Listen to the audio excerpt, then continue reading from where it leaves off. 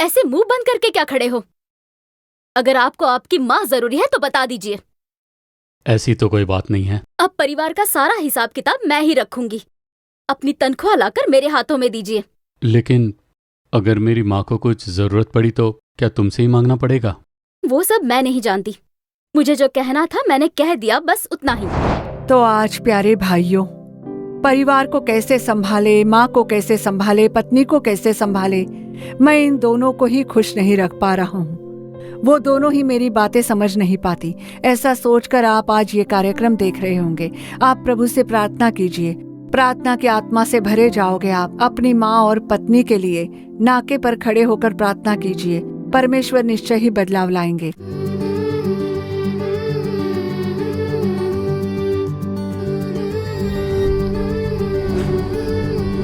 खुशहाल परिवार।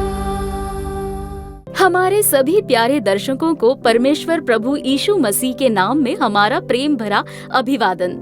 भाई मोहन सी लाजरस और यीशु छुड़ाता है सेवकाई के लिए आप लगातार प्रार्थना कर रहे हो और आपकी प्रार्थना सुनकर परमेश्वर इस सेवकाई में बहुत ही सामर्थ्यशाली और महिमा के लिए काम कर रहे हैं। आपकी प्रार्थनाओं के लिए हम आपका धन्यवाद करते हैं। आज के हमारे इस कार्यक्रम में हम बाइबल के आधार पर हम ये देखने वाले हैं कि अपनी पत्नी और अपनी माँ के बीच एक पुरुष को किसे महत्व देना चाहिए। 10 महीने अपनी कोख में रखकर पालने वाली माँ को महत्व दे सकते हो, लेकिन अपने पति और उसके बच्चों की जीवन भर देखभाल करने वाली स्त्री भी तो एक माँ के समान ही है। इसीलिए किसी एक की बाजू लेते हुए दूसरों को दूर नहीं करना चाहिए और यही बात पवित्र शास्त्र हमें सिखाता है। इसलिए पवित्र शास्त्र के आधार पर आपको दोनों को महत्व देना होगा और अपने परिवार को एक खुशहाल परिवार बना दीजिए। तो आइए सबसे पहले देखते हैं जिसका हम बेसब्री से इंतजार कर रहे हैं, ज्योति बहन कार्यक्रम खुशहाल परिवार।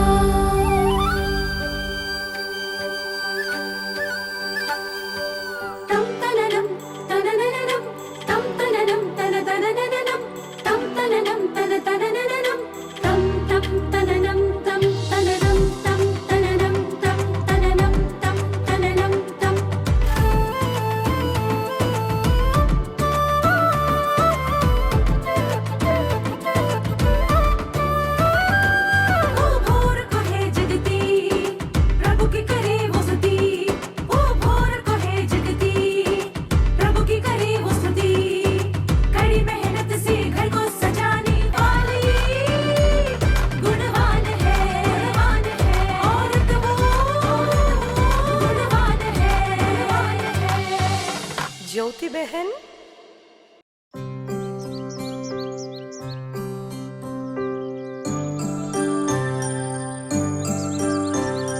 सुनिए, आज शाम को आप जरा जल्दी घर आ जाइए। क्यों? वो आज आपकी तनख्वाह का दिन है ना, इसलिए सोच रही थी कि शॉपिंग जाकर आते हैं, तो जरा जल्दी आ जाएंगे आप। तनख्वाह परिवार चलाने के लिए मिलती है, समझे?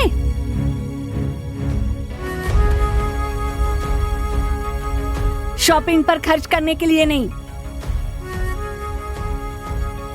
तू क्यों ऐसे खड़ा है? ऑफिस के लिए देर हो रही है ना, चल जा।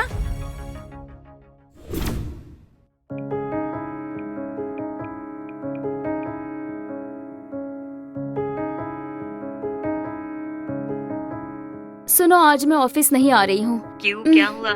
मेरे सिर में काफी दर्द हो रहा है, इसलिए मैं आज छुट्टी ले रही हूँ। मैनेजर को भी मैंने एसएमएस भेज दिया है, पर तुम भी जरा उन्हें बता देना। हाँ? अच्छा ठीक है। हाँ। दर्द सहन नहीं हो रहा है, एक कप चाय पी लेती हूँ।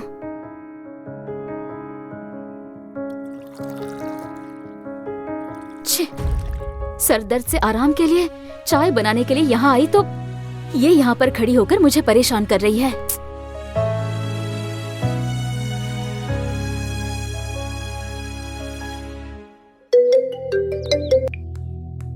हेलो, कैसी हो बेटी तुम? अब क्या बताऊं? क्यों, क्या बात हो गई?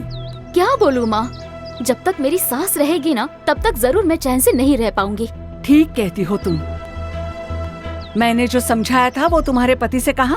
नहीं माँ, अभी तक मुझे वो बताने का मौका ही नहीं मिला। जल्दी बता दूंगी। अब तुम भी ना ये बात बताने के लिए देरी मत करना, जल्दी से बता देना। ठीक है माँ। घर का हिसाब किताब तुम ही रखती हो ना, तो जल्दी से बता देना।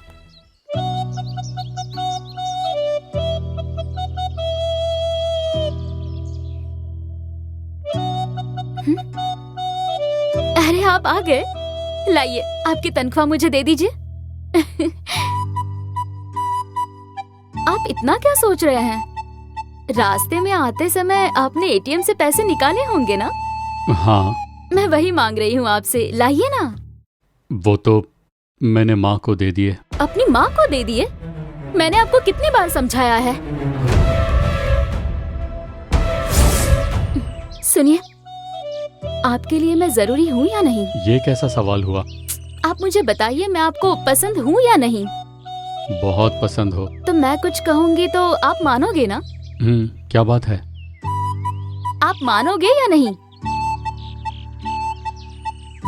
जरूर मानूंगा। अब तक आप अपनी सारी तनख्वाह लाकर अपनी माँ के हाथों में ही दे रहे थे ना? हाँ हाँ। पर अब से आपकी तनख्वाह लाकर आपको मुझे ही देना होगा। लेकिन क्यों? हमेशा तो मैं माँ को ही देते आया हूँ। इसलिए तो कह रही हूँ, आपकी माँ को देना अब बस कीजिए। आगे से अपनी तनख्वाह लाकर आप मुझे ही दे दीजिएगा। देंगे ना आप?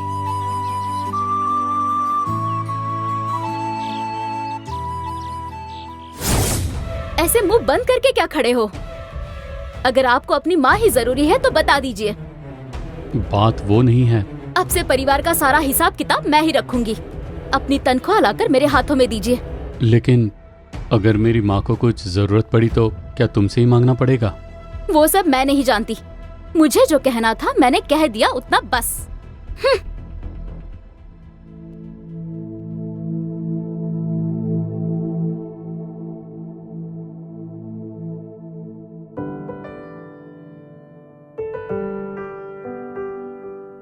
सुनिए, आज मैंने खाना नहीं बनाया है, इसलिए आप बाहर होटल में खाना खा लीजिए। मैं भी ऑफिस जा रही हूँ। तो माँ के लिए खाना? आपने उन्हीं को दी थी ना? अपनी तनख्वाह लाकर मुझे थोड़ी ना दी थी।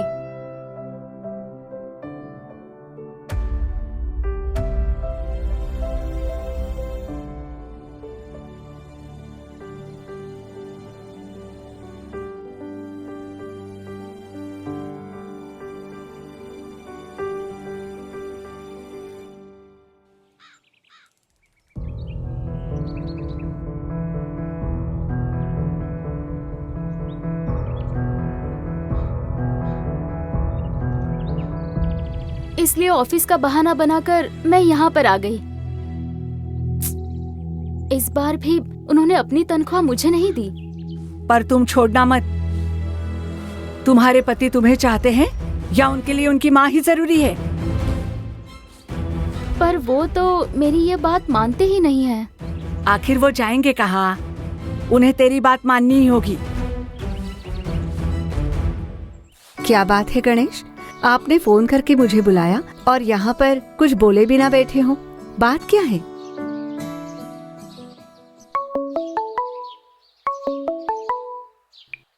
पर गणेश, आज ऑफिस नहीं आए तुम? मैं आज ऑफिस नहीं आ पाऊंगा, आज छुट्टी ले लूंगा। पर हुआ क्या? वजह मत पूछो प्लीज। ऑफिस से आज छुट्टी लेने वाले हो? बात क्या है गणेश? अब मैं क्या कहूँ दीदी, जन्म से लेकर संघर्ष कर रहा हूँ, स्कूल में, कॉलेज में, ऑफिस में, और कितना संघर्ष कर पाऊंगा मैं।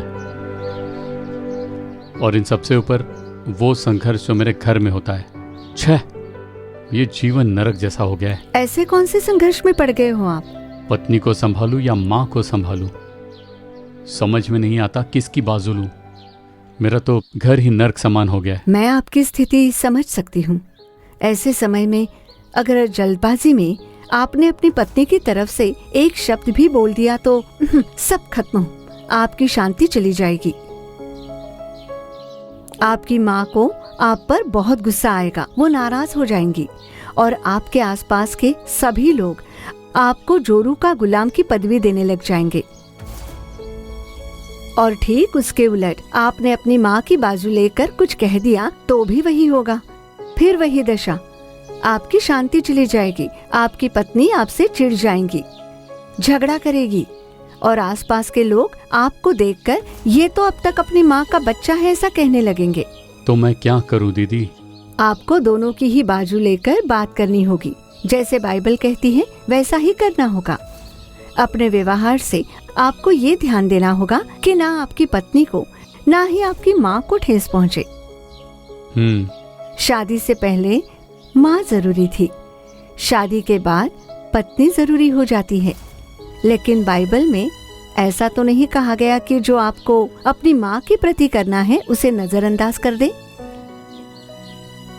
अगर आपकी पत्नी से कुछ गलती होती है तो आपको अपनी पत्नी का साथ नहीं देना चाहिए। कुल मिलाकर आप घर के मुखिया हो, फैसला आपको ही करना होगा। सोच समझकर फैसला कीजिए। आपके पिता नहीं हैं, पर आपको आज पाल पोस कर इतना बड़ा किया है, वैसी माँ का अपमान मत होने दीजिए। आप खुद सोच कर देखिए और सोच समझकर एक अच्छा फैसला लीजिए। ठीक है दीदी। ठीक है, तो मैं चलती हूँ गणेश। अच्छा दीदी।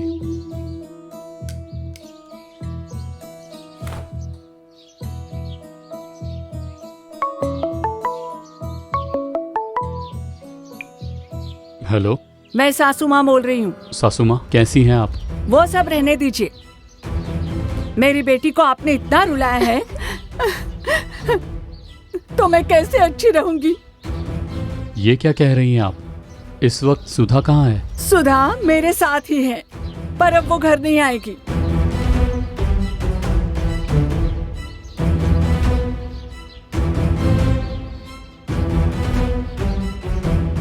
खुशहाल परिवार। आपने ज्योति बहन कार्यक्रम देखा ना? अपनी माँ और पत्नी के बीच में जब झगड़ा होता है तो पति को दोनों की बाजू लेनी चाहिए। इसके बारे में हमने कार्यक्रम में देखा। आप भी ऐसी स्थिति में किसी एक की बाजू मत लीजिए। प्रार्थना के साथ अपने परिवार में शांति को स्थापित करें। आगे बहन चल्ला रानी अप्पा दुरे आपके परिवार के आशीष के लिए प्रभु का संदेश देकर प्रार्थना करने के लिए बिल्कुल तैयार हैं। प्रार्थना के साथ आप संदेश सुनिए, आप भी परमेश्वर से आशीष प्राप्त कर लीजिए।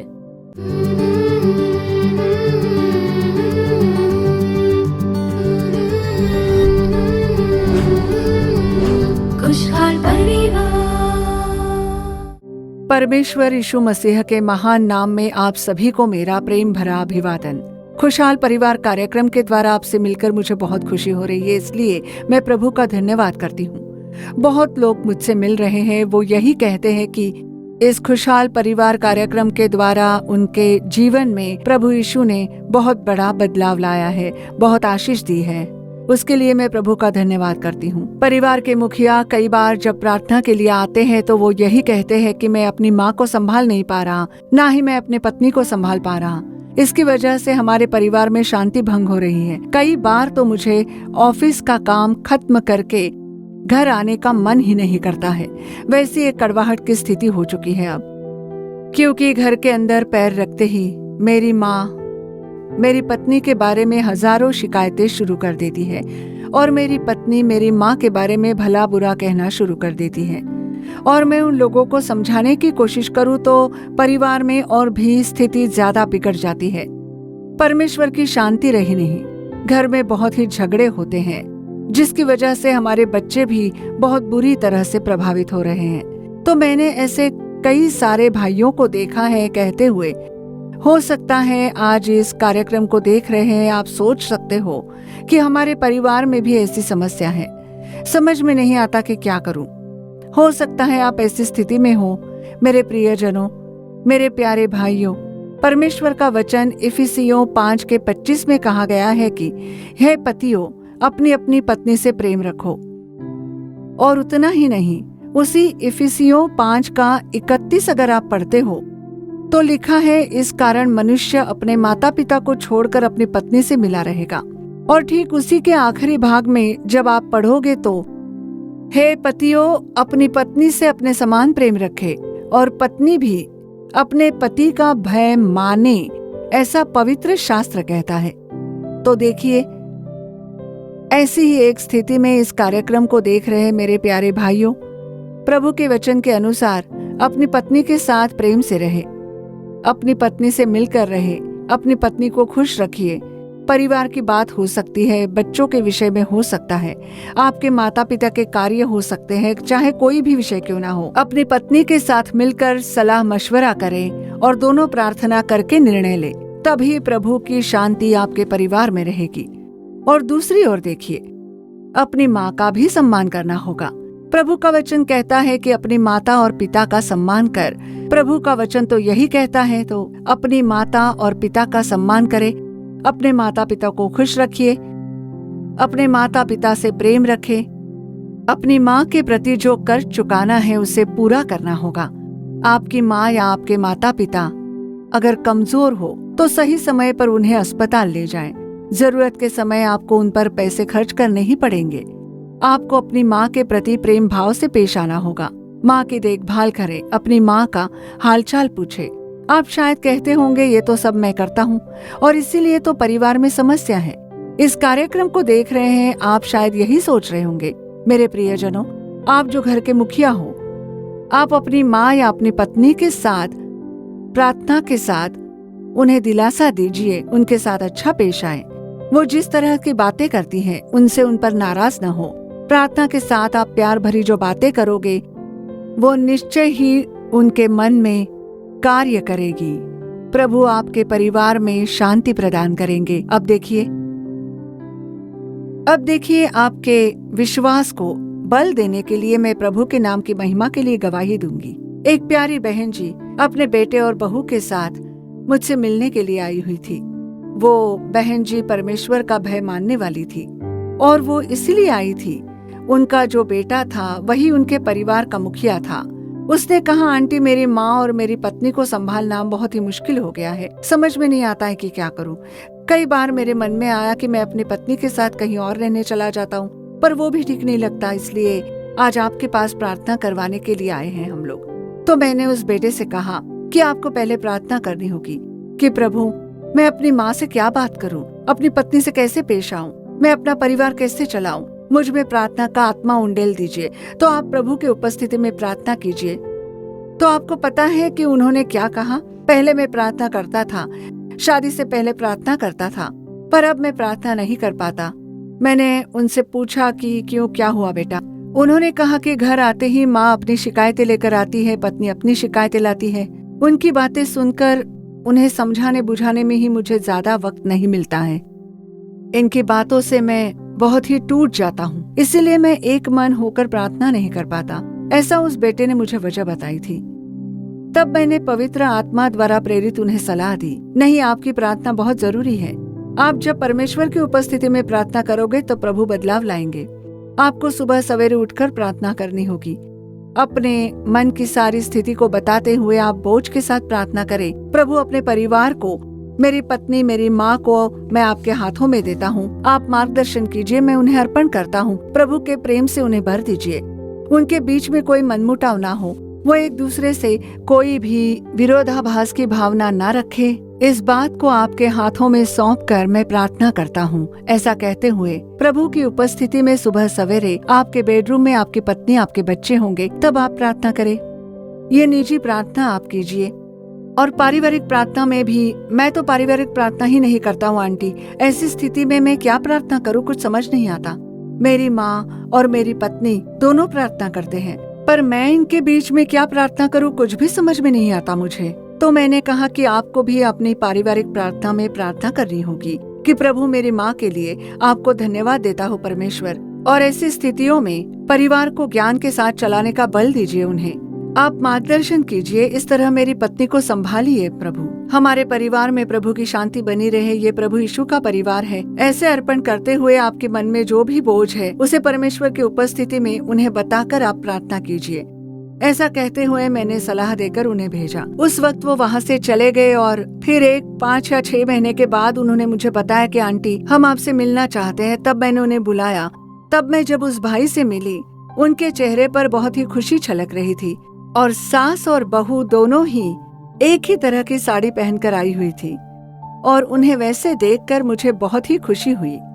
वो तीनों जब कार से उतरकर मेरे घर के अंदर आए तब कितने खुशहाल दिख रहे थे वो लोग, और उन्हें देखकर ही उनके अंदर परमेश्वर का प्रेम झलकता हुआ मैं अनुभव कर पा रही थी। उस परिवार को परमेश्वर के प्रेम ने ढांप लिया था, ये मैं जान पा रही थी। तब आते ही उस भाई ने कहा कि परमेश्वर की सलाह के अनुरूप मैंने सुबह उठकर प्रार्थना करनी शुरू की। 1 दिन नहीं, 2 दिन नहीं, पर जैसे जैसे मैंने प्रार्थना की, करीब 15 दिन के बाद मेरी पत्नी ने आकर रोते हुए मुझसे कहा कि आप तो ऐसे पहले कभी सुबह उठकर प्रार्थना नहीं करते थे, पर आप सुबह सवेरे उठकर मेरे लिए प्रार्थना करते हो। मैं भी निश्चय ही प्रभु से प्रार्थना करूंगी। प्रभु की उपस्थिति में मुझ में संयम भर दीजिए, मुझे नम्र बना दीजिए और अपनी सास के साथ माँ के समान पेश आऊं, वैसा मुझे एक हृदय दीजिए, ऐसे मैं प्रार्थना करूंगी, ऐसा कहना शुरू किया। और मैंने प्रभु के आगे अपनी सारी समस्याएं बोझ के साथ मैंने प्रभु के पैरों में रख दी। मैंने उन्हें बताया कि काम से घर जाने का भी मन नहीं करता, क्योंकि घर पहुंचते ही माँ और पत्नी दोनों की समस्याओं को मैं संभाल नहीं पा रहा हूँ। ऐसे में पारिवारिक प्रार्थना में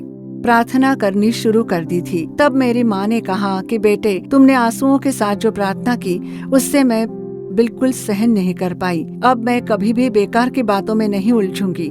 मैं अपनी उम्र के अनुसार संयम से बर्ताव करूंगी। ऐसे मेरी माँ ने भी रोते हुए मुझसे बात की।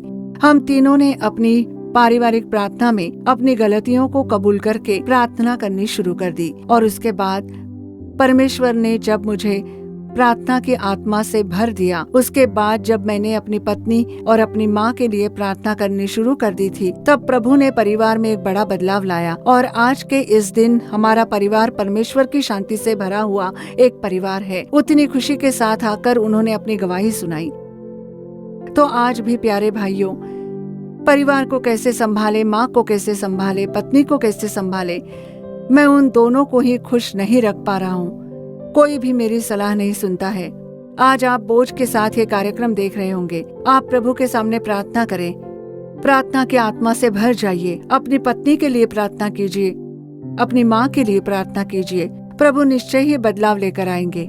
आंसुओं की प्रार्थना कभी भी बेकार नहीं जाती। कैसे इस भाई के परिवार को प्रभु ने गवाह के रूप में खड़ा किया, उसी तरह प्रभु के नाम की महिमा के लिए प्रभु आपके परिवार को गवाह बनाएंगे। आपके बच्चों को खुशी से पलने में प्रभु कृपा करेंगे। प्रभु की उपस्थिति में प्रार्थना की आत्मा से भरे जाने के लिए अर्पण कीजिए। अपनी पत्नी और अपनी माँ के लिए प्रार्थना करना शुरू कीजिए। आप जरूर एक बहुत बड़ा बदलाव देखोगे।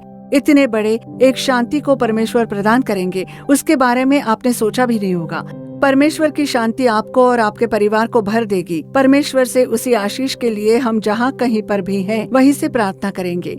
धन्यवाद देते हैं परमेश्वर, स्तुति के साथ आपको धन्यवाद अर्पण करते हैं। मन की गहराई से आपको धन्यवाद देते हैं। आज के इस दिन से प्रभु हर एक परिवार के मुखिया को आपके हाथों में अर्पण करते हैं। प्रभु पत्नी को भी खुश रखना है, माँ को भी खुश रखना है। ऐसी एक स्थिति के बीच जितने भी भाई इस समय प्रार्थना कर रहे हैं, उन्हें प्रार्थना के आत्मा से भर दीजिए। आप ज्ञान प्रदान कीजिए।